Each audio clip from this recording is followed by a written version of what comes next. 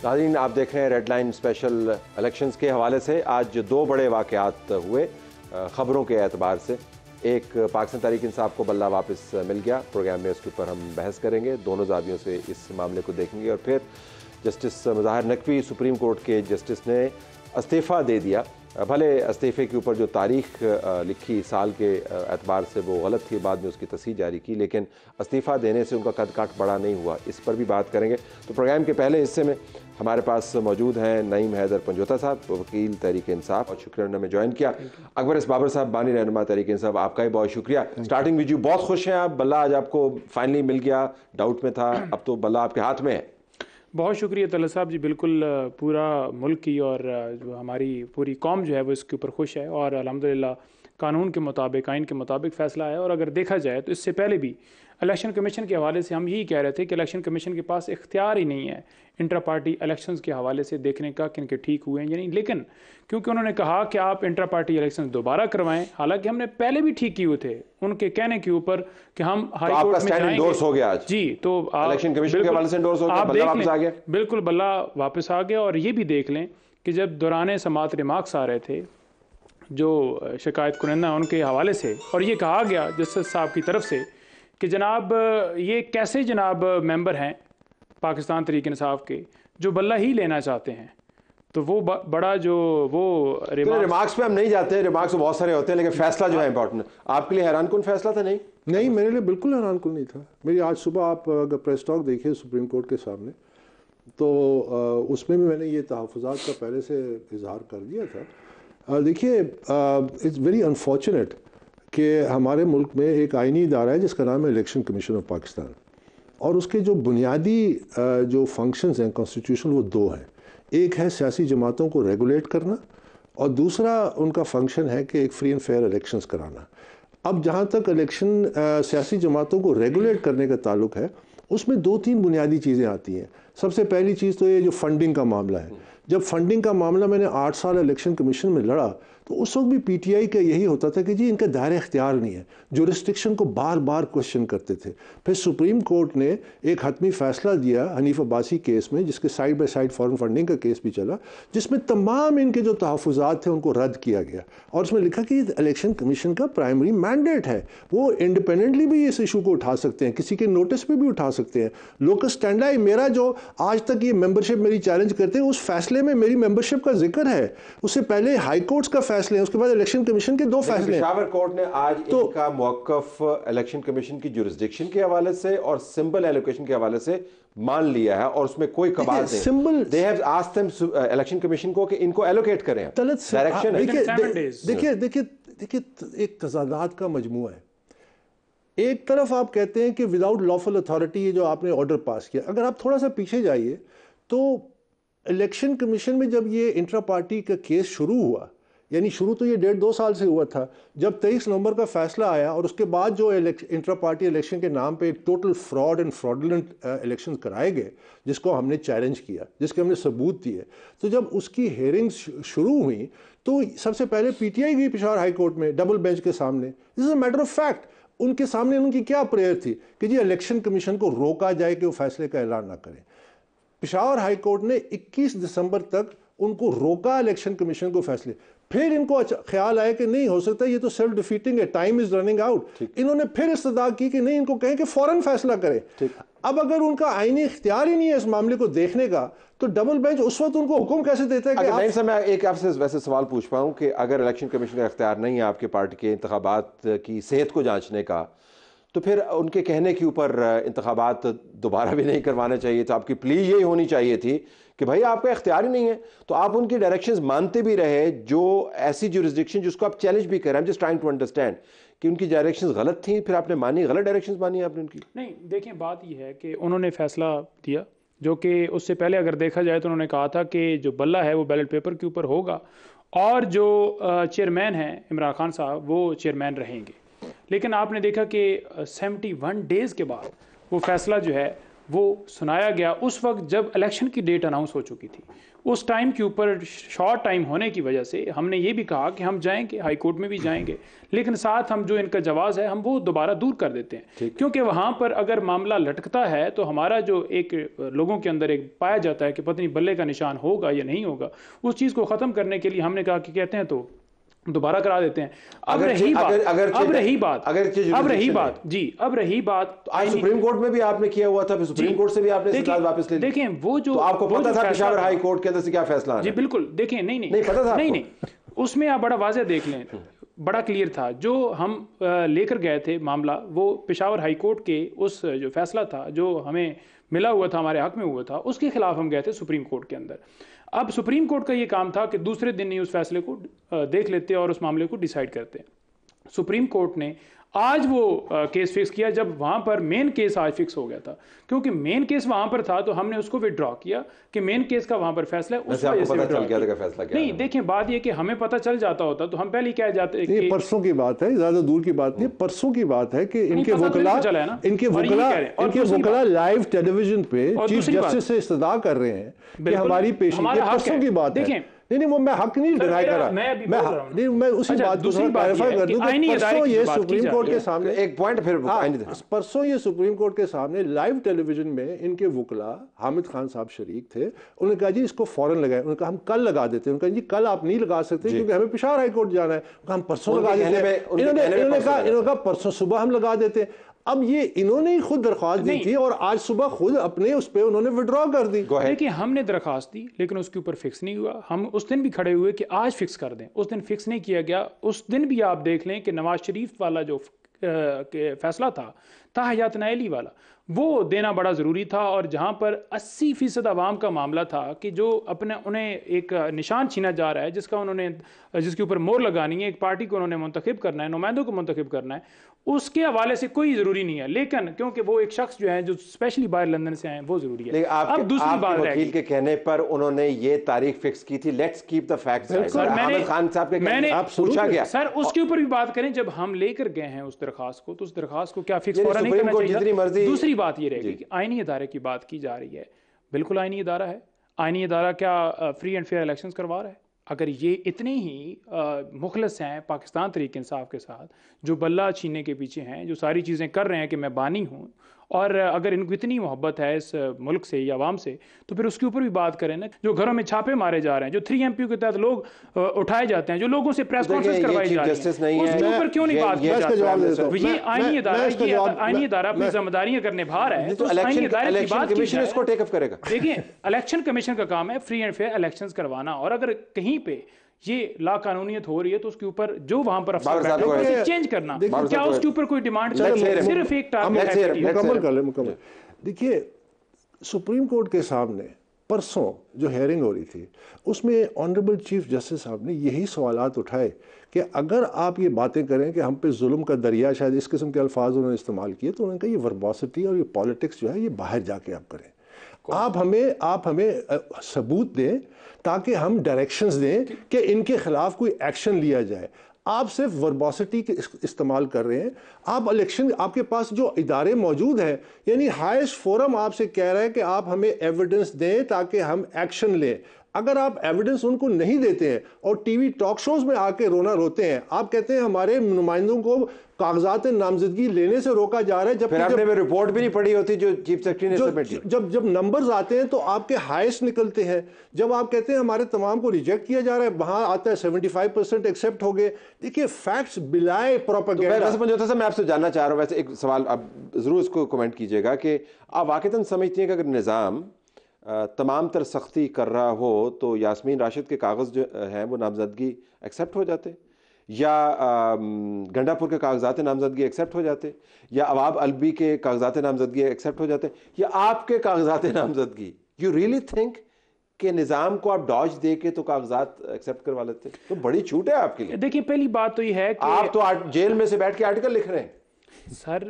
मैं आर्टिकल के ऊपर ही बात करूंगा। पहली बात तो यह है कि जिस तरह आग के समंदर से गुजर कर वो पेपर जमा करवाए गए, तायद कुनिंदे तजवीज़ कुनिंदे उठाए गए, उसके ऊपर कोई बात नहीं करेगा।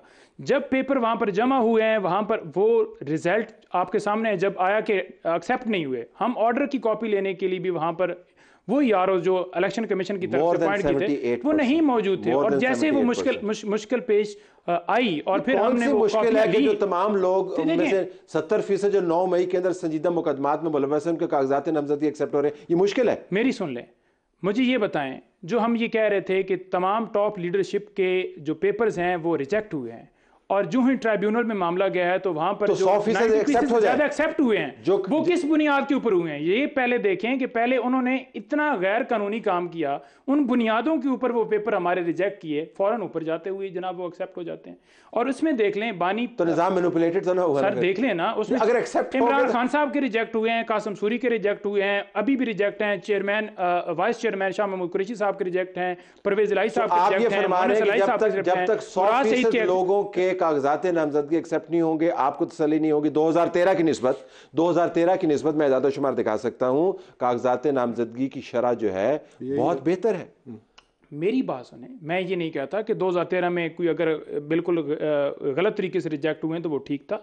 आप इस पे जरूर बात करें कि किसी के भी गलत रिजेक्ट नहीं होने चाहिए, और अगर हमारे गलत हुए हैं फिर आप देखें कि बल्ले से खेलना के ये किसी और के आपने बल्ले से खेलना ना, खुशी का मौका है आपके लिए, बल्ले से खेलते हैं। पॉलिटिकली तो पार्टी का जो सिंबल है वो नहीं छीनना चाहिए। देखिए, जब पीपल्स पार्टी से तलवार का सिंबल लिया गया था, फिर उनके पास तीर का सिंबल आ गया, तो ये बड़ी बहस उस वक्त भी हुई थी। स्टैंडर्ड सिंबल है, आपने पार्टी के लिए इतना काम किया हुआ है, तो मेरे ख्याल में आपको भी कम से कम इसको तो एंडोर्स करना चाहिए कि the symbol has gone to the party where it belongs. असल में देखिए, सिंबल अगस्त 2002 में मैं ही लेके आया था पीटीआई के लिए, इसी इलेक्शन कमीशन से लेके आया था, और मैं इस इंट्रा पार्टी इलेक्शन के फ्रेम में उस वक्त कूदा जब 1.5 साल गुजर चुके थे और 23 नवंबर को ये फैसला आ चुका था कि आपने इंटर पार्टी इलेक्शन शफाफ नहीं कराए, हम आपको आखिरी मौका दे रहे हैं, अगर इस दफ़ा भी आपने नहीं किया तो उसके कॉन्सिक्वेंसेस ये होंगे, यानी बल्ला ख़तरे में होगा। मैं उस वक्त आया और मैंने कहा कि नहीं, इनको एक और मौका देना चाहिए, लेकिन इंडिपेंडेंट मॉनिटर्स की नहीं चाहिए। मैं उस वक्त आया, मैंने उसमें लिख के दिया कि ये कानून तमाम सियासी जमातों पर लागू होना चाहिए। देखिए, ये जब बल्ले की तरफ आप फोकस करते हैं तो आप रियल इशू से डाइवर्ट होते हैं। जो असली इशू ये है कि क्या हमारी सियासी जमातें शख्सियात के कब्जे में रहेंगी, उनकी मलकियत रहेंगी, उनकी या चंद फैमिलीज के कब्जे में रहेंगी, या हमने उसको डेमोक्रेटाइज करना है। जिस तरह के इनके वकील ने इलेक्शन कमीशन में खड़े होकर कहा, और ये मैं कोट अनकोट करता हूं, उन्होंने कहा PTI is a private entity. ये सेनेटर अली जफर साहब के अल्फाज है। उन्होंने खड़े होकर ये कहा कि देखिए जी, ये जो इंट्रा पार्टी इलेक्शंस है ये सिनोनिमस है लाहौर जिमखाना क्लब के इलेक्शंस के, तो ये एक इलीटिस्ट का क्लब है, इसमें जिसका कब्जा हुआ है। असूली मौक़िफ़ आप अपना सकते हैं, लेकिन अगर आप इसके ऊपर वापस आए कि पीटीआई और बल्ला हमेशा से एक दूसरे के साथ चलते हैं, तो बल्ला पीटीआई के पास वापस चला गया, दैट्स अ गुड थिंग, या नहीं? नहीं, इसी अगेन अगर आप बल्ले के कॉन्टेक्स्ट में देखते हैं तो अच्छी चीज है, लेकिन अगर आप इस नजर में देखते हैं कि आप you are recycling political waste unless you allow political parties to become इदारा जो अपने नीचे से डेमोक्रेसी को ऊपर लाए, इलेक्ट करे। अब देखिए, इन्होंने जो नाटक रचा, ये जो लेवल प्लेइंग फील्ड की बात करते हैं, मेरी हमदर्दी है, अगर फर्ज किया कोई जहां पे जेन्युइन शिकायत है, I have my full sympathies with them. Having said that ये खुद किस तरह ट्रीट करते हैं अपने वर्कर्स को। मैं पीटीआई के सेंट्रल ऑफिस में गया, मैंने कहा मुझे कागजात नामजदगी दे, सेंट्रल ऑफिस में खड़े होकर मैंने कहा वोटर लिस्ट दे, मैंने उनको कहा कि आप मुझे कवायद ज़वाबित दे, and he was very honest, PTI representative, उसने कहा जी ये सब हम कागजी कार्रवाई कर रहे हैं। तो आप जब खुद एक नाटक रचाते हैं, you lose the moral high ground to make a case कि जी हमसे ज्यादती हो रही है। जरा जाविये से हट के, तो आपको ये खदशा है कि बल्ला फिर छिन सकता है आपसे? देखें, पहली बात तो ये है कि जो पेशावर हाई कोर्ट ने फैसला दिया है वो बड़ा ज़बरदस्त फैसला है, और इसमें जमहूरियत की जो जीत हुई है, और हम समझते हैं कि बिल्कुल निशान जो है वो होना बड़ा ख्याल है, बाय द वे वो किसी तरह से भी नहीं है, और वो बिल्कुल बाइसनेस का बड़ा मुजाहरा कर रहा है। और दूसरी बात ये रह गई, जो ये कह रहे हैं कि इनके वकील ने ये किया और ये जाकर ड्रामे कर रहे हैं सुप्रीम कोर्ट के अंदर, तो फिर इनकी इन बातों से ये आपको आइडिया हो जाएगा कि ये किस तरफ खड़े हैं, जो कि तनकीद कर रहे हैं पीटीआई के ऊपर, लोगों के ऊपर ना लोगों के ऊपर सितम के हवाले से कह रहे हैं कि कोई जेन्युइन शिकायत होगी, यानी कि जो बात पीएमएलएन या दूसरे करते हैं, सेम इनकी बातें वही हैं कि ये सारे जो हैं वो ड्रामे कर रहे हैं। हमें इनको जस्टिफिकेशन नहीं देना, थोड़ा सा जिगरा जरा तगड़ा रखा करें, तो थोड़ी सी तगड़ा है, अल्हम्दुलिल्लाह तगड़ा है, और हम फेस कर रहे हैं। उनका पॉइंट ऑफ व्यू है, उनका पॉइंट ऑफ व्यू। मुझे ये बताइए कि दूसरी बात कौन कहता है कि ड्रामा रचाया गया इनकी तरफ से, इसी तरह के इलेक्शन ड्रामा रचाया गया इनकी तरफ से, यानी आज इनका रोल मॉडल, इनका रोल मॉडल नून लीग है। टाइम खत्म हो चुका था, 4 के बाद गए हैं, टाइम खत्म हो चुका था, किसी ने इनके साथ बदतमीजी नहीं की, सारे बेहतरीन तरीके से इनसे पेश आए हैं। और ये जाकर इस तरह की जाकर पहले ही प्रेस कॉन्फ्रेंस करना और एक टारगेट जो है वो एक उसको देखकर करना, पूरी दुनिया देखी है। देखिए साहब, जिस पार्टी को आप रिप्रेजेंट इस वक्त कर रहे हैं, उनके founding member, the party has to show more respect towards him. That's my personal point of view. Correct, absolutely. मतलब ये कि जिस पार्टी के प्लेटफॉर्म से आप सारे लोग इलेक्शन लड़ रहे हैं, तब तो मेरे ख्याल में आपको पता भी, आपने शायद प्रैक्टिस भी नहीं शुरू की हो जब इन्होंने पार्टी बनाई, तो मेरे ख्याल में that way party has to be more considerate. लेकिन वापस मेरा सवाल, डू यू फियर कि बल्ला वापस जा सकता है? क्योंकि इलेक्शन कमीशन जो है इसको किसी न किसी से टैकल करेगा, उनके ख्याल के मुताबिक ये इंटरफेरेंस है कोर्ट की तरफ से। देखिए, इंटरफेरेंस जो है वो पहले भी इलेक्शन कमीशन ने की है। 7 दिन के अंदर अंदर सर्टिफिकेट जो है वो अपलोड करना था, उन्होंने बजाय ये कि उसको अपलोड करते वो चले गए जनाब उधर। और दूसरी बात देख लें कि अब भी जब फैसला आ गया है तो उसके ऊपर फौरन उन्होंने चाहिए था इस वक्त तक बल्ला जो है वो अलॉट कर दिया जाता। 22 का मुजाहरा, इससे ज्यादा क्या है? कल उन्होंने फिर इजलास मंगा लिया है, कल उन्होंने फिर इजलास में, कोर्ट ने कितने दिन दिए? देखिए, कोर्ट ने इस वक्त कोई दिन नहीं दिए। जब आप इलेक्शंस करवाते हैं उसके बाद जब आप सर्टिफिकेट वहां पर देते हैं तो नहीं, जब फैसला आ गया तो फैसले को इंप्लीमेंट करना है। जब इलेक्शंस होते हैं तो उस वक्त जब आप उसका सर्टिफिकेट देते हैं तो उसे अपलोड फौरी तौर पर और उन्होंने कहा है कि अलॉट करें, सर्टिफिकेट अपलोड करें, पिछली दफा भी, लेकिन नहीं किया गया। और इस दफा भी ये कह रहे हैं कि इजलास बुला रहे हैं। किस वजह से इजलास बुला रहे हैं? पार्टी बन चुके हैं ना। जब दूसरी जमातों को आज देखा, आप सबके निशान अलॉट हो गए, क्या किसी और पार्टी की भी उन्होंने इलेक्शन देखे हैं? नहीं देखे। सिर्फ देखना किसका है? जो हमारा, हमने अपने आइन के मुताबिक, देखिए हमने अपने आइन के मुताबिक करवाया और वो पेशावर हाई कोर्ट ने साबित कर दिया। Towards the end, not at all. I think it's the beginning in many ways because देखिए इलेक्शंस करीब हैं। हमने ये तय करना है कि क्या हम जमहूरियत के नाम पे एक रस्म अदा करते रहेंगे, जो कि हम करते आ रहे हैं, जिसके जरिए एक पॉलिटिकल वेस्ट लीडरशिप जो है या फैमिली इंडिविजुअल कंट्रोल में है, जिस तरह अभी एक वोकला, इस किस्से का अगला मरहला सुप्रीम कोर्ट अल्टीमेट फाइनलिटी इस इशू सुप्रीम कोर्ट में होगा और सुप्रीम कोर्ट तमाम एस्पेक्ट्स को देखेगी। And I hope and pray कि वो डॉक्ट्रिन ऑफ नेसेसिटी को बेरी करेंगे। तैयार हो जाए आपके, डॉक्ट्रिन ऑफ नेसेसिटी को तलत बेरी करेंगे, क्योंकि डॉक्ट्रिन ऑफ नेसेसिटी क्या है? अगली पेशिया सुप्रीम कोर्ट तलत देखें। डॉक्ट्रिन ऑफ नेसेसिटी क्या है? वो ये है, ये कहते हैं जी टाइम 2 दिन रह गए हैं। भाई 2 दिन तक आप लेके आए हैं, इलेक्शन कमीशन में 1.5 साल से चल रहा था, आप पहले इसको इस्लाह कर लेते, ठीक कर लेते।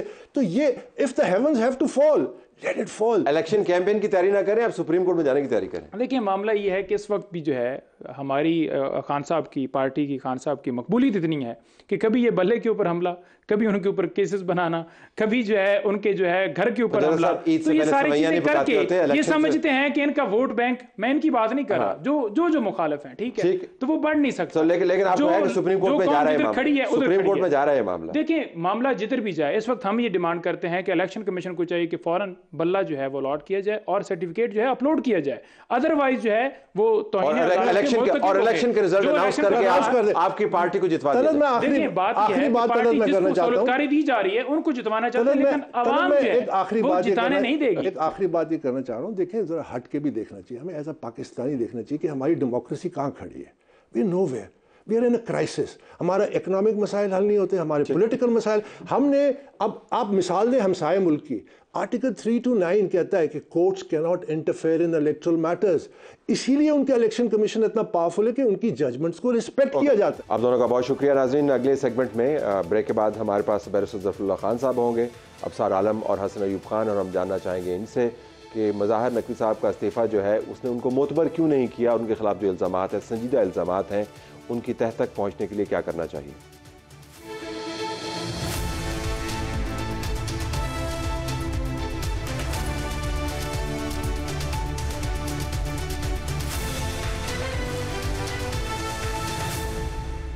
क्विकली मुतवक्को था ये इस्तीफ़ा? पहले तो इसको हम क्लैरिफाई कर रहे हैं ना कि was it on the cards या नहीं?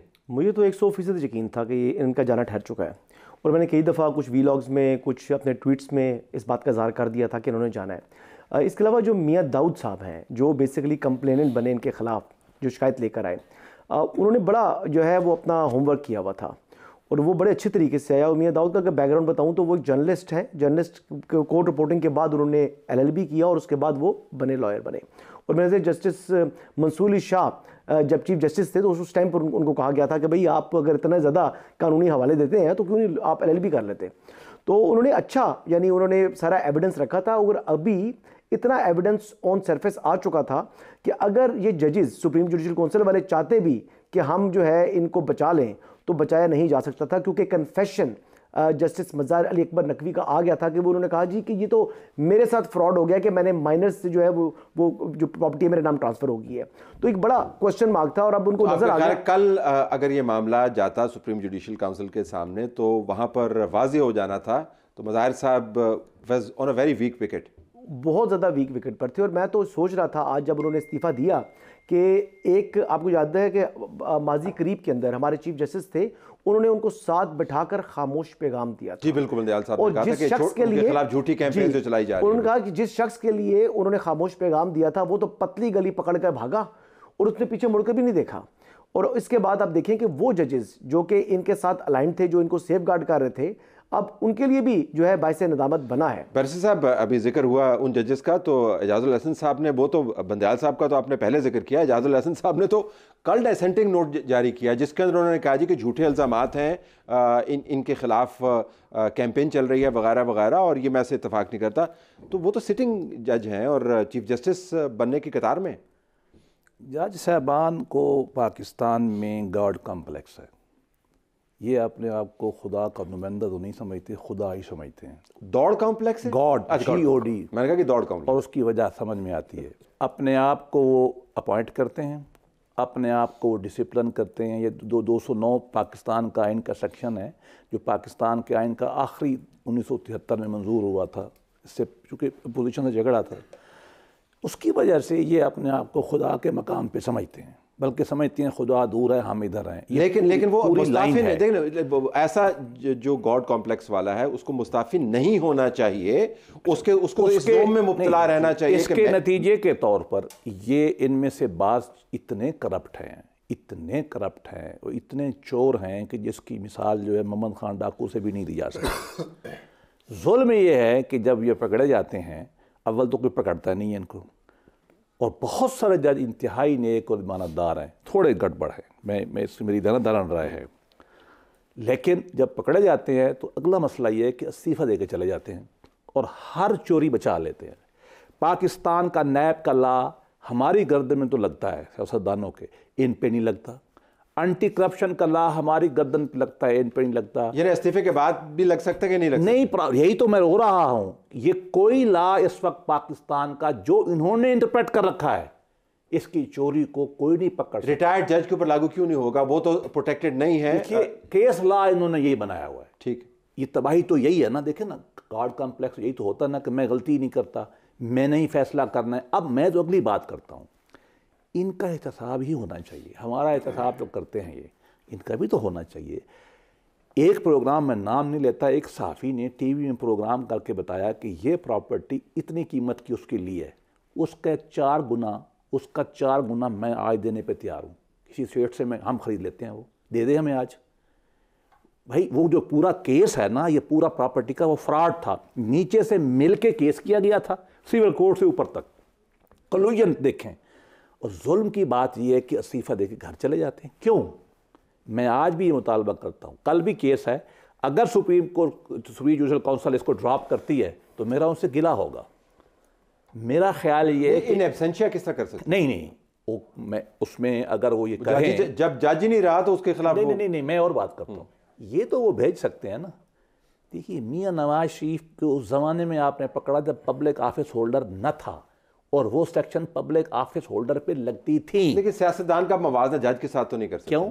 ये इनका पेडस्टल और ऊंचा होना चाहिए। ये तो खुदा के नुमाइंदे समझते हैं, सरमन देते हैं। मैं ये कहता हूँ कल FIA को भेजें, नैब को भेजें, वो उसकी तफ्तीश करे।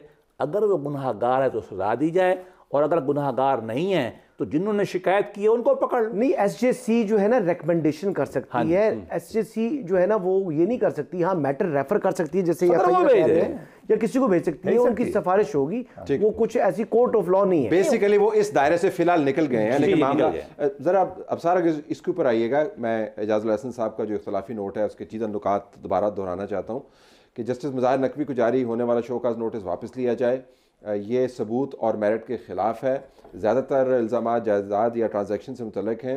उनके बेटे ज़ेर कफ़ालत नहीं, जायदाद से भी उनका जो ताल्लुक़ नहीं, इल्ज़ामात हैं। काउंसिल की कार्रवाई रवायत के ख़िलाफ़ गैर ज़रूरी जल्दबाजी में की जा रही है। जस्टिस मुज़ाहिर नकवी के ख़िलाफ़ कार्रवाई कानूनी तकाज़ों के भी ख़िलाफ़ है। जस्टिस मुज़ाहिर नकवी के ख़िलाफ़ कार्रवाई जस्टिस काजी फ़ाइज़ ईसा रेफरेंस में फैसले की भी नफ़ी है। तो वो तो he has taken a stand.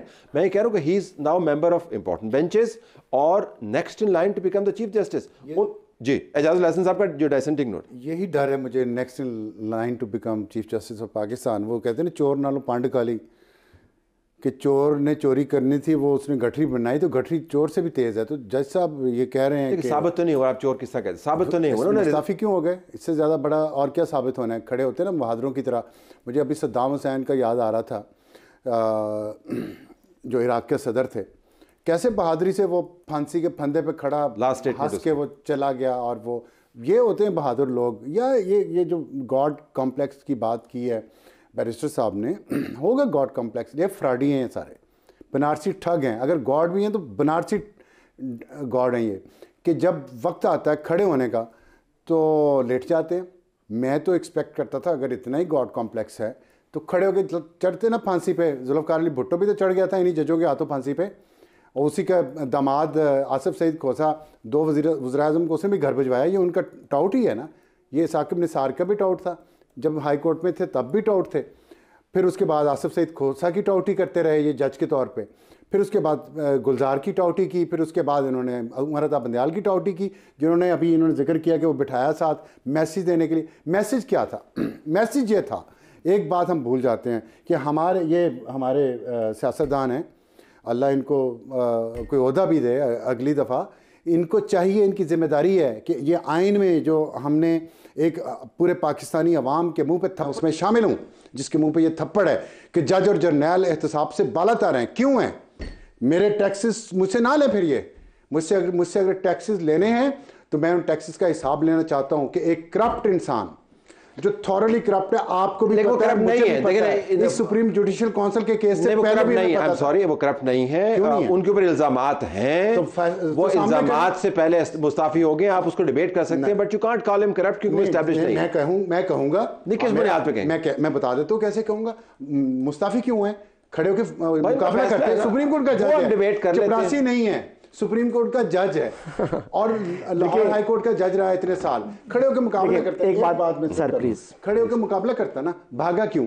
भागने से क्या लग रहा है? भागने से लग रहा है कि आप चोर हैं। भाई कैंपेन होती है, बड़ी शदीद कैंपेन में उनके खिलाफ चली, सोशल मीडिया के ऊपर कैंपेन चल रहा है। वो कितनी करप्शन उन्होंने किया। I do not know, I have heard many things. Truck वाली बात सुनी आपने? जी मैंने सुनी है, ऑडियो सुनी है ना? जी ऑडियो सुनी है। तो वो वैसे बिला जवाब ट्रक इज 1 बिलियन। लेकिन आपको फोरेंसिक्स नहीं होगा। लेकिन देखें हम सब साफी हैं। अगर फोरेंसिक्स नहीं होते, एस्टैब्लिश नहीं हुए, तो मैं उस ऑडियो को सुन के एक अमूमी राय तो बना सकता हूं, but I can't say authentic. मैंने तो यही कहा। फरमा रहे हैं। लेकिन अब एक चीज ये देखें ना कि अब क्वेश्चन एक और भी मैं करूंगा, जो जिन साहब का दूसरे साहब का जिक्र हो रहा था, जिनके नोट के हवाले से आप बात कर रहे थे, लेटर के हवाले से, मैं बात करूंगा कि क्या सुप्रीम कोर्ट का सिटिंग जज अगर सुप्रीम कोर्ट को स्कैंडलाइज करे तो क्या वो किसी पकड़ में नहीं आएगा? मैं करूं सुप्रीम कोर्ट को अगर स्कैंडलाइज करता हूं तो मुझे तो कंटेम्प्ट नोटिस कर देंगे। इसमें क्या स्कैंडलाइजेशन? अब एमएल वली को कर ले। मैं आज इस स्पेसिफिक लेटर की बात नहीं कर रहा, बेंचेस की तश्कील के हवाले से बात कर रहा था पीछे, जो कि इन्हीं की केस की, जो इन्होंने जो चैलेंज किया था सुप्रीम जुडिशियल काउंसिल की कार्रवाई को, उसके हवाले से उनका नोट आया था। अब वो आप उसको पढ़ें, अब वो देखें तो उसको स्कैंडलाइज करने की साइड पर वो जाता है। लेकिन आप ये देखें कि आज भी अलामती तौर पर ही सही एक साबिक आमर, एक साबिक आर्मी चीफ की सजाए मौत की जो सजा थी उसको बरकरार रखा गया। आज भी उन्होंने कहा जी कि सजाए मौत है साबिक सदर परवेज मुशर्रफ को, और उनके जितने पर्क्स एंड प्रिविलेजेस हैं वो सब वापस हो जाएंगे। उनकी फैमिली, उनके बच्चों को, जिस कोर्ट ने ओरिजिनली सजा दी थी जिसको वो वापस ली थी, इन्होंने ही बात मज़ाहिर नकवी साहब ने ही उनको किया। तो क्या एक ये जज साहब जो है ये खाली इस्तीफा देकर जब घर जाएंगे तो इनकी मुकम्मल बचत है? तो ये बहुत से सवालात हैं। लेकिन देखना सवाल मैं फिर वो रिपीट करूंगा कि क्या वो जनरल के हो तो अलामती सजा मिल गई, इनको अलामती सजा भी मिलेगी क्या मैं देख पाऊंगा अपनी जिंदगी में? मैं वही चीज आज रिपीट करता हूं दोबारा। लेकिन आपने क्यों मफरूजा ये बनाया हुआ है, और अबसार के साथ वही आर्गुमेंट करना चाहता हूं कि वाकईतन सजा मिलेगी क्योंकि वो करप्ट है? We don't know corrupt. नहीं देखो, मैं स्मार्ट मूव तो कर दी ना, स्मार्ट मूव तो कर दी, मैंने बात ही और की है। मैं मान लेता हूं बतौर वकील, बतौर इंसान, कि वो बेगुनाह है जब तक के गुनाही साबित ना हो जाए। इल्ज़ाम तो आ गए ना। इल्ज़ाम कहाँ तक आए? हाईएस्ट फोरम पे आए ना, टेलीविजन प्रोग्राम हुए, लोगों ने कागजात दिखाए, रजिस्ट्रियाँ दिखाई। ये सब कुछ जस्टिस काजी फायजी साहब के खिलाफ हुआ आ गया ना। और जो वो कैंपेन थी उसके अंदर तो वो कहते थे जी मजबूत दस्तावेजी सबूत है, इन्वेस्टिगेशन। तीन वजीर बैठ के कैंपेन लॉन्च की उन्होंने, तीन वकीलों ने, पूरी गवर्नमेंट लगी हुई थी, एस्टेब्लिशमेंट, लेकिन वो खड़ा रहा, उसकी औरत खड़ी रही, अल्लाह उनको सलामत रखे दोनों को, उन्होंने मुकाबला किया। बात ये है, चलो उनको अपने साथियों ने कह दिया कि वो बेगुनाह है। मैं अगली बात करता हूँ। अब ये कल जुडिशल काउंसिल मैटर रहेगा नहीं। इन इल्ज़ामात की तहकीकात हर लिहाज से होनी चाहिए। मेरा प्रॉब्लम और है, मेरा प्रॉब्लम ये है कि इस वक्त जो लॉ बनाया है जिन्होंने खुद अपने लिए, उसमें इनको कुछ नहीं हो सकता।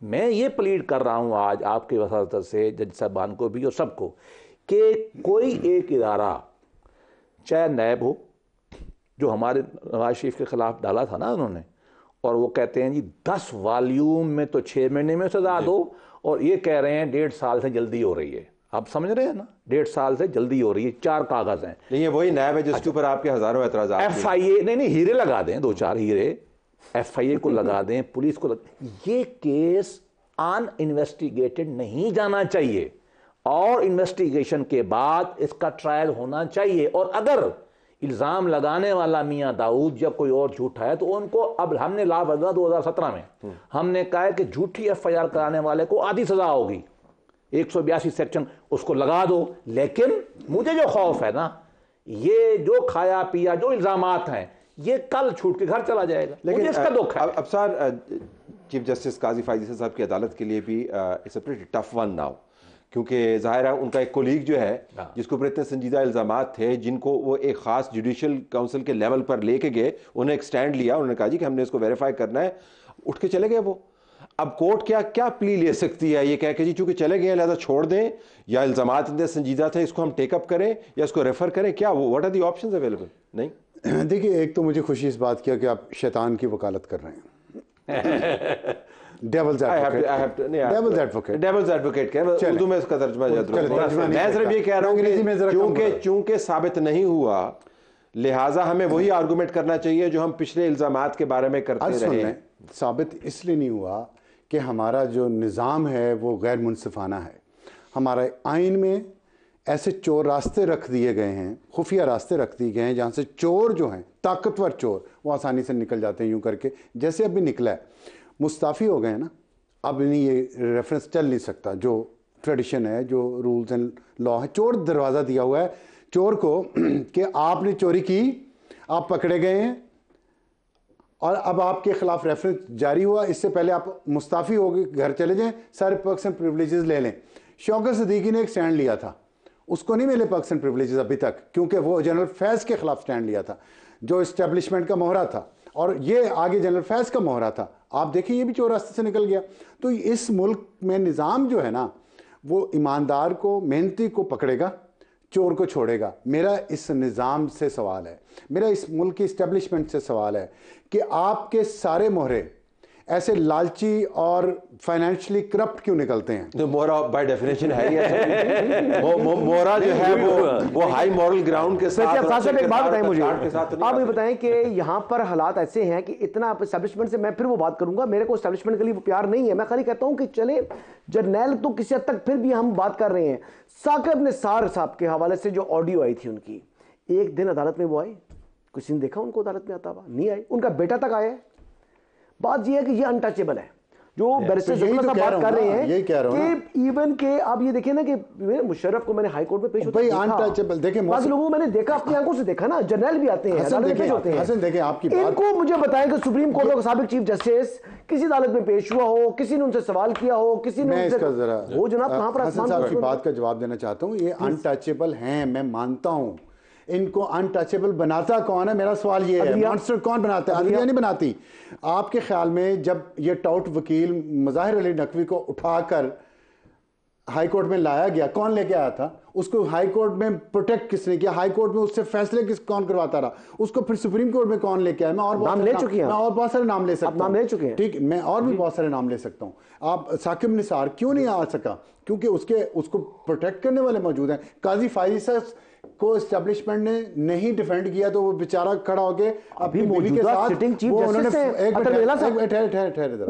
फाइट किया ना अपना केस, उन्होंने अपना केस फाइट किया, सच्चे थे ना, खड़े हो गए जाके कि लगाएं जी मुझ पे और साबित करें। ये सच्चे होते तो खड़े होते ना जाके। अगर मैं ये बात कर रहा हूं, इनको प्रोटेक्शन मिलती है। क्विकली जाविया जिसके अंदर मैं और मुतारफ करवा पाऊं और जिसका ताल्लुक जजेस की पेंशन से है, उनके पर्क्स एंड प्रिविलेजेस से है, जिसका आप जिक्र फरमा रहे हैं, जो टैक्स पेयर की हकीकी पैसे से जाता है।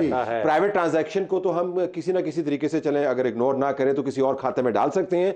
लेकिन अब मुज़ाहिर नकवी साहब जिनके बारे में आपके ख्यालात जो शदीद किस्म के हैं और हर करप्ट के बारे में मैं अपने मीडिया के भी लोगों को मैं पेटी पर आके सपोर्ट नहीं करूंगा। आपने कहा काजी फाइज़ ईसा क्या करे? काजी फाइज़ ईसा को काजी फाइज़ ईसा ने नए मयार मुकर्रर किए हैं उन्होंने अपनी अदालत में।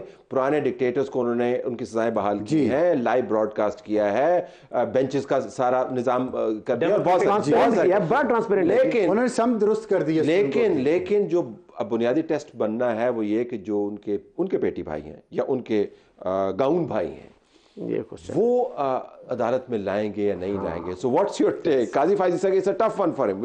मुझे कोई उम्मीद नहीं है। मुझे चीफ जस्टिस काजी फाइज़ ईसा साहब, मैं वैसे बड़ी उनकी इज्जत करता हूँ, बड़ी बात है, बड़ी हाई वैल्यूज है उनके लिए, लेकिन मुझे उम्मीद नहीं है।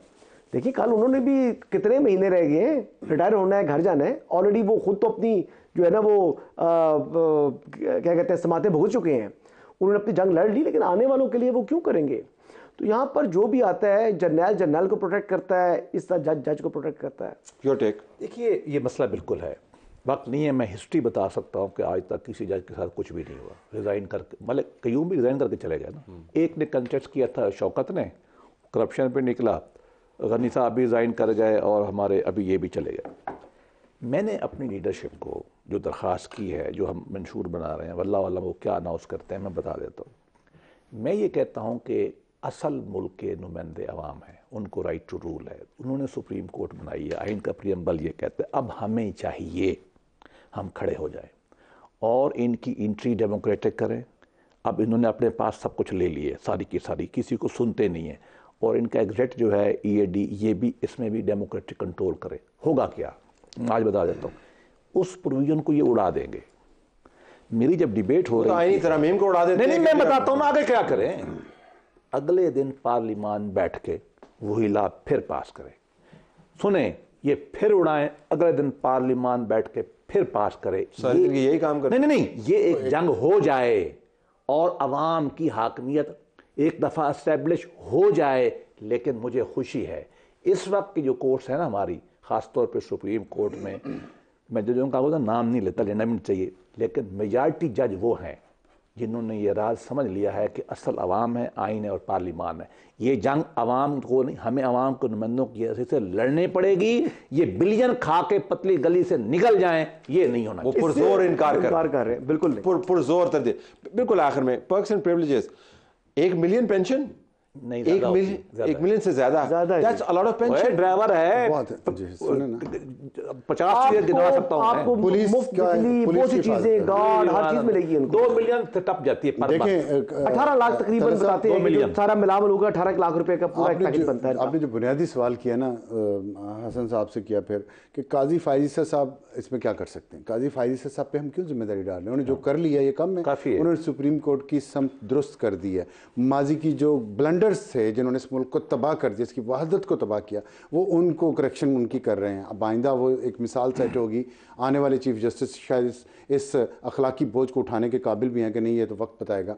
मेरा सवाल ये है कि हम चीफ जस्टिस काजी फाइज़ ईसा से क्यों सब कुछ एक्सपेक्ट कर रहे हैं? ठीक, ये बैठे हैं ना पार्लियामेंट में, ये कानून वो देखें नहीं, ये सही बात है, मैं मानता हूं। जब वो इस्तीफा दे दिया, गवर्नमेंट मुज़ाहिर नकवी ने इस्तीफा दे दिया, अब काजी साहब क्या करें उसमें? अब ये हुकूमत करे, कानून बनाए, ये पार्लियामेंटेरियंस करें, मीडिया करे, मीडिया भी उसको मुतल्लिक वो कितने मार्क्स देते हैं, तरीके से कर रहे होते हैं ना, तो तलब कर लेने किसी केस में, ठीक, किसने रोके उनको?